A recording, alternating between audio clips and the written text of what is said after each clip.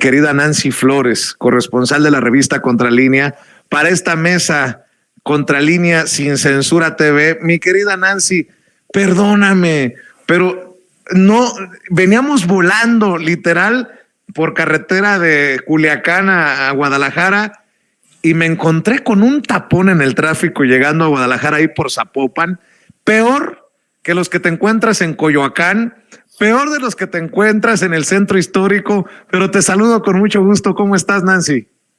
Con sueño, Vicente, ya estoy aquí. No es cierto, con mucho gusto de estar aquí en Sin Oye, Censura. Antes de que entremos a hablar de Dos Bocas, ¿qué relajos se cargan en la oposición? Y de alguna manera indirectamente Lili Téllez, al bajarse de la contienda y poner en entredicho los métodos de este Frente Amplio opositor, le da la razón al presidente Andrés Manuel López Obrador que todo esto se trata de una simulación, y peor aún, el único que sale a respaldarla es Felipe Calderón, que indirectamente también le da la razón al presidente Andrés Manuel López Obrador. Los del mini INE los están exhibiendo porque dicen que este esfuerzo ya dejó de ser ciudadano, que otra vez metieron presión los partidos políticos.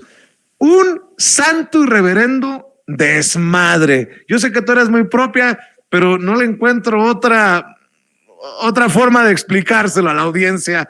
¿Cómo ves, mi querida Nancy, que aparece en primer lugar, de acuerdo a las encuestadoras de nuestro país, la gran Xóchitl Gálvez? Válgame Dios, mi querida Nancy, dame tu opinión acerca de esto para calentar motores.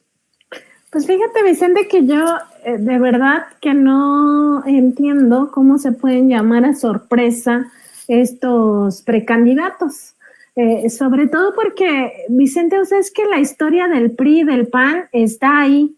O sea, nadie la está inventando. Es una historia que existe desde hace muchos años y son partidos que se han caracterizado primero por ser antidemocráticos, segundo, por pues siempre mentirle a la gente, y tercero, por nunca llevar a término sus acuerdos. Siempre hay alguien que traiciona. Eso ha sido histórico. O sea, en todos los años que gobernó el PRI, hay que ver cuántas veces mintió a la sociedad en muchísimos temas. Y el PAN, pues lo mismo. O sea, baste decir que en el gobierno de Felipe Calderón, pues se nos prometió una refinería, ya que vamos a hablar de refinerías, y solo se construyó una barda, y los miles de millones de pesos, pues quién sabe en dónde, en qué bolsillos específicamente acabaron. Porque en los bolsillos de alguien sí que acabaron. Entonces, pues más bien, no sé si pecaron de ingenuidad o qué creían, que ahí también llegó la transformación. No sé, Vicente. La verdad es que se me hace muy ridículo que hayan creído que tienen oportunidad de ser electos democráticamente en partidos que se han caracterizado precisamente por su autoritarismo. Y eso es el PRI y el PAN.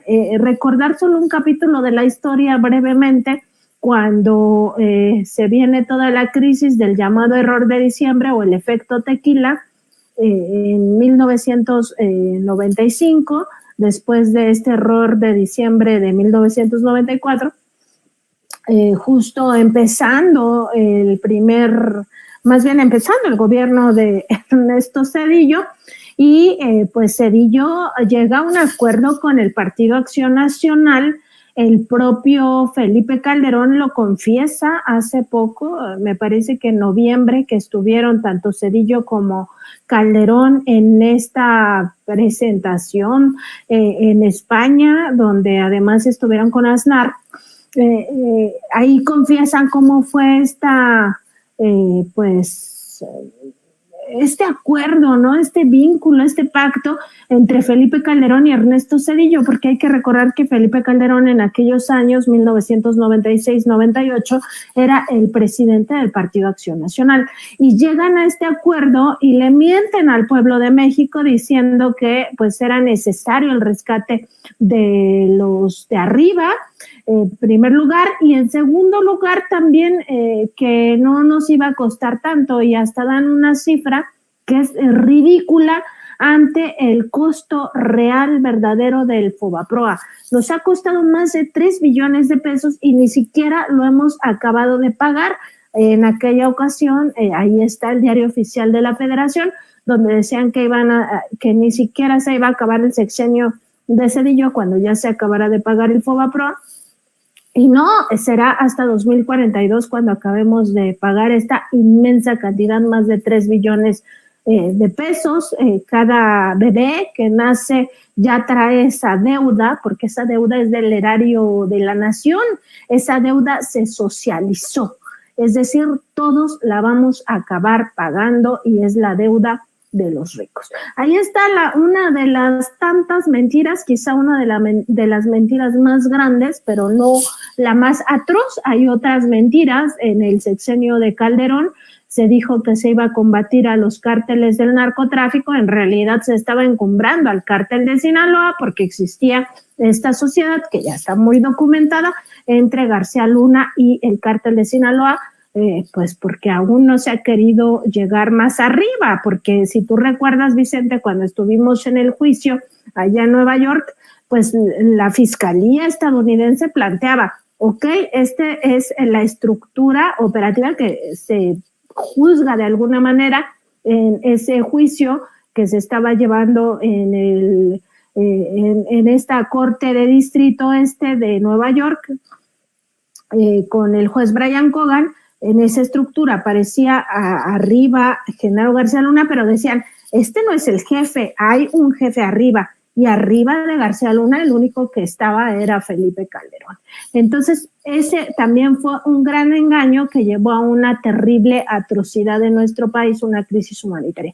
Entonces, si no conoces la historia, o tal vez haces oídos sordos, o tal vez no te alcanza tu intelecto para comprender la historia de estos partidos o cómo se han comportado en los últimos años o mucho más hacia atrás, todo lo que correspondió a la guerra sucia, en fin, todo eso, pues tal vez te podríamos dar el beneficio de la duda que ingenuamente pensaste que te iban a dar una oportunidad de competir en las mismas condiciones, en una situación de igualdad, y que tenías oportunidad de ser electo para ser candidato de la derecha. Pero si tú sabes toda esa historia, pues entonces no te puedes llamar a sorpresa ni decir que te chamaquearon. O sea, porque nadie te chamaqueó. O sea, es que el PRI y el PAN son entes de corrupción, Vicente, y no se puede esperar honestidad de entes corruptos. O sea, no hay manera, Vicente, no cabe esta idea. Y para aquellos que dicen, Nancy exagera, ¿cuántos exgobernadores del PRI tenemos tras las rejas? ¿Y cuántos deberían de estar, Vicente? O sea, porque, una cosa es los que sí están y otra cosa los que se han dado a la fuga. Oye, y mencionabas el caso García Luna. ¿Está presente García Luna en este proceso? Miguel Ángel Mancera, creo que aparece en aquel mapa que nos presentaste allá precisamente en Nueva York, ¿no, Nancy? Aparece Miguel Ángel Mancera y la entrega de contratos a las empresas de García Luna. Lo menciono porque dice el coordinador de lo que queda de la bancada